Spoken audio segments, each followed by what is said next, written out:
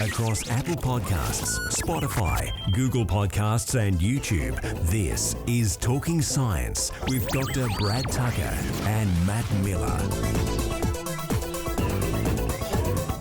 Well, two private satellites have docked in space for the first time for an orbital servicing and to extend the life. Northrop Grumman and Intelsat have joined forces to get a little bit more time out of the Intelsat 901. Yeah, we highlighted that they were gearing up for this mission back in December, and Northrop Grumman just recently launched it, and it's great to see that it's a success, because what they were able to do is this Northrop Grumman essentially fixer satellite docked with the Intel satellite. And so the idea is if you can dock and you can integrate into the system, you can check it to see if it's fixed. You can give it a nudge to put it back into the other in orbit because the satellites slowly drift. Now, this is important for where it is. It's in geosynchronous orbit, which is that 35,780 kilometers.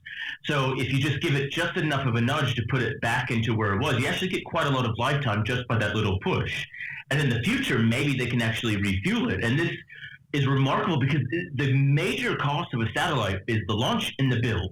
If you can find ways of keeping those cheaper, then you can actually make satellites as a whole cheaper. So fixing satellites is a very economic way for moving forward in space. What I love about this as well is that this doesn't necessarily have to be the only mission of what Northrop Grumman are calling MEV-1.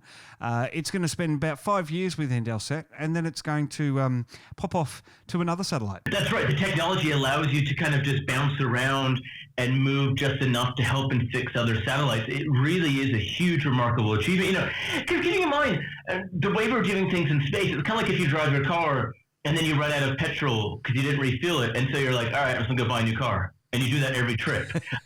That's what we're doing in space. This is a much more effective way, and it reduces the cost. It also reduces the space junk issue, which we talked about a few weeks ago with a lot of satellites actually running out of fuel and having battery problems. Things like this satellite can fix that. It's just smart. Yeah, it is. It just makes sense. And that's a good thing.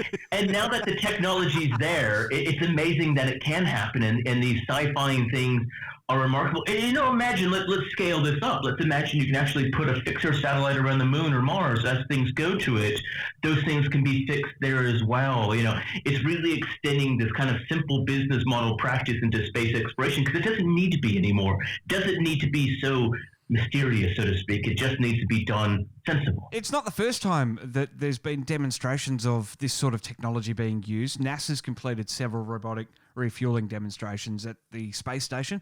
DARPA's launched a couple of prototype servicing satellites in 2007, but I guess this is sort of the first time that it's become commercially viable and successful, I guess, in a commercial sense. That's right. And the third part is the orbit, right? All of those other ones have been in low Earth orbit, so we're only talking about a couple hundred kilometers, a lot easier to get to. Geosynchronous orbit, which is so high, is really hard to get to. It just takes a longer time. And it's also the really critical orbit because there's only one very specific area where you can put these satellites. So they stay in the same position relative to the Earth. So it's a very lucrative one. And as you said, just more importantly, commercially viable, which means that not just space agencies or defense have it, but the private companies of which we are reliant on satellites for our day-to-day lives can make those things cheaper, more effective, and then eventually that makes the technology cheaper down the road. And there's a few other upcoming initiatives as well to make satellites work longer. Made in Space has a project coming up. DARPA has another project coming up, as well as NASA. So this is sort of the field that we're moving into. Let's not just create single-use satellites. That's right. They're not the only ones by far, just as they're not the only ones for reusable space vehicles or reusable launch rockets.